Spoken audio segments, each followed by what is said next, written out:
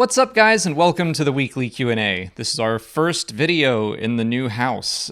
We don't have a dedicated recording space yet, so this is kind of our makeshift Q&A area. Yeah, we're in our living room right now. Yeah, standing. None of this is staying. Standing like losers. Yeah. No chairs in here. But real quick before questions, we have to send out a couple thank yous. First to Ricardo Franco, who joined our Patreon at the Jedi Master level, and Neil Shaw, who joined at the Jedi Council level. Thank you guys both so much. That is so generous of both of you. Christian Morales asks what panels we would like to see at Star Wars Celebration 2020. I'm going to go with something that I said I wanted to see this past year, which is just a roadmap. Just a roadmap of what's coming. Yeah, I was going to say like a Disney Plus, what's coming, but that's basically what that is a roadmap. Well, I mean, maybe they'll have one for films and one for Disney Plus, because they already said that they're working on another streaming series beyond The Mandalorian and Cassian. So yeah, they could have like, here's a big plan for Disney Plus streaming, here's a big plan for films. I think that's more likely than it was this past year, because next year, what else is there to talk about except to announce new things? Yeah. I also wouldn't mind a solo panel. Yeah, since they never really got to do one. Yeah. They could do a solo panel alongside their announcement that Solo 2 is happening. Hashtag make Solo 2 happen. Whether that's in a Disney Plus form as a series or in another film, something like that. Yeah, I think now if they announce a solo panel, I'm going to be like, ooh, what are you going to tell us? Aaron Oenya wants to know how to make the best of a one-day pass at Celebration 2020. I would do your best to get into the big panel that'll happen whatever morning you're going to. Yep. And then the rest of the time, I don't know, just try to meet people, I would say. Yeah, get up as early as you can. Get there like as soon as the exhibit hall opens. Do a couple of laps, do some shopping, I guess. Maybe figure out what you want to buy and then do your shopping later, so you won't be carrying around all that stuff, unless it's like a limited edition thing you might think will sell out. Here's something I would say to not do. If you're only there for one day, I wouldn't sign up for like an autograph or a picture unless it's someone that you just have to meet, because that will take up a good chunk of your day. Yeah. Depending on who you sign up for. But I did Donald Faison this past year, and it took a long time. It was worth it, but I was there for 5 days and not just one, so you just gotta like measure how long some of these things take and decide if that's how you want to spend your one day there. Yeah, and take a look at some of the smaller panels, the podcasts, any of that stuff that you are interested in. Try to go see some of that stuff, because there probably won't be huge lines for that. Yeah, I'm just trying to think of ways that you can skip lines and not have to spend all of your time standing in one place doing nothing, really. Yeah, if you know anyone that's going to the Celebration store, give them some money and have them get you your stuff for you. Yeah, that's helpful. Yeah. Find someone with a VIP badge and beg them to go do your shopping for you. That's what we did. That's a good tip. Thanks, Lacey. Mark Mageha asks if all Jedi catch onto the Force relatively quickly, or are Jedi Masters meant to teach specific abilities? So in the full question, he asks, is Luke and Rey, are their paths normal? Because they do seem to pick up on the Force rather quickly.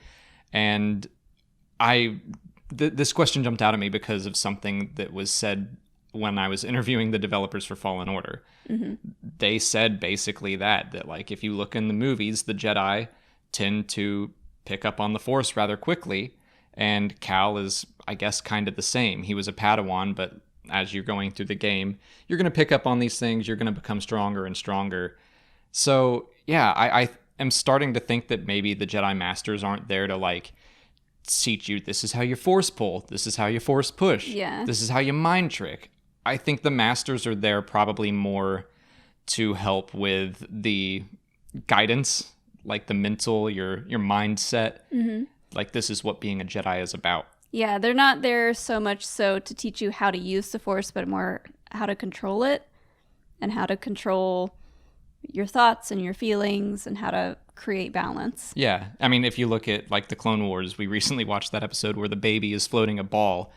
No one taught him how to do that. He can just do it. So I'm sure there's like this sense of it comes more naturally to some people than others. But yeah, I think that maybe once you know how to use the Force in general, you can probably pick up on more and more things. But you do need that guidance to be like, okay, you shouldn't use the Force like that. That's not what being a Jedi is all about. Yeah. Sam McDonald wants to know what we think attitudes are like towards LGBTQ people in Star Wars. So in universe. Yeah. And I can't think of any instance off the top of my head where there are prejudices against them. Like Dr. Aphra is gay. I can't recall anyone calling her out on that or looking down on her for that. So I think that they're perfectly fine in the Star Wars universe. Yeah, I think it's more so like you see things about different alien races, kind of like a racist tone. Yeah. Oh, there's definite like alien racism, especially within the Empire and the First Order. Yeah, the Empire didn't want to hire aliens, period. Right. Except Thrawn was their exception because he was awesome. He's just so dang talented. But yeah, I think that for the most part, the prejudices that we experience in the real world, that doesn't exist in Star Wars within humans, I guess. Mm-hmm. So sexuality and race isn't really an issue. It's more like some people don't like that specific alien species. Some people don't like droids. Yeah. It's that kind of thing. It's like replaced. It's still an analog for real world stuff, but... Sure. Dason Flores asks if we think it's healthy for fans to watch or create fan edits. The question he's asking is specifically about Ivan Ortega's Last Jedi fan edit, which I honestly don't know much about at all. But I've never really had a problem with fan edits. I mean, right off the top of my head, I was thinking of Topher Grace's prequel fan edit, which I haven't seen. Like, only a handful of people have seen it, but they've talked about how cool it was. And I'm like, yeah, I think that that's fine if someone wants to have fun re-editing something. I think that's a great way to practice your editing skills. Mm-hmm. So I have nothing against fan edits at all. Yeah, I mean, I think there's a fine line for deciding whether or not it's healthy. Yeah, I mean, I guess it comes from where your motivations are. Yeah, if you're going to edit a movie to specifically edit out all the female... Sure. female characters that are in power giving male characters orders, that's unhealthy. Yes, I agree. Yeah, I forgot about that fan edit. The ones that I think of are like, I think it was called Adiwan's, where he took A New Hope and I think added some extra effects and stuff to it, which like I have seen, I can't remember if that's what it's called, but I have seen one where they added all this effects and like, I was like, this is pretty cool. Yeah, I mean, as long as it's lighthearted and it's not meant to exclude, any certain type of person, Yes. I think that's okay. Yeah. It's kind of like, it makes me think of the people who take trailers that are for like silly movies and make the trailers seem like it's for a horror movie or something like that. That's kind of like an editing challenge. Yes. Where you use music and effects and different cuts to give it a different feel. I think you're right that whether it's healthy or not all comes down from your motivation to begin with. And I, again, don't know much about Ivan Ortega's fan edit at all or what his deal is. Yeah. So I would say decide for yourselves. Like I have... Yeah, use your best judgment. I have no real interest in watching it, but I don't really have any interest in watching a lot of fan edits. Topher Grace's intrigues me, and I've seen a couple of those old A New Hope ones. There's also like some black and white fan edits out there. There's that one Steele Saunders gave us that's like The Empire Strikes Back, but like a Tarantino movie, and that one's a lot of fun. Where it's like out of order. Yeah, it's I don't know. It's hard to say, I guess, but some of them are fun, and some of them are like the one you mentioned earlier, the feminist edit or whatever, the one where they took all the women out of The Last Jedi. Like, obviously, that's not healthy. No. That's it for patron questions. If you're a patron and you didn't see your question answered here, just head over to Patreon where we left you a written response. If you're not a patron, you can learn more by following the link in the description. Just $1 a month will get you access to extra Star Wars Explained content like audio commentaries for the films and for the Clone Wars. And this week we released the Legacy of Terror episode, the Zombie Geonosian episode. So that's available right now if you're interested. You'll also be able to see our monthly vlogs. So you'll get to see the tour of the new house and all of the cool stuff that we have yet to hang and put up. This is it. This is all we've done so far.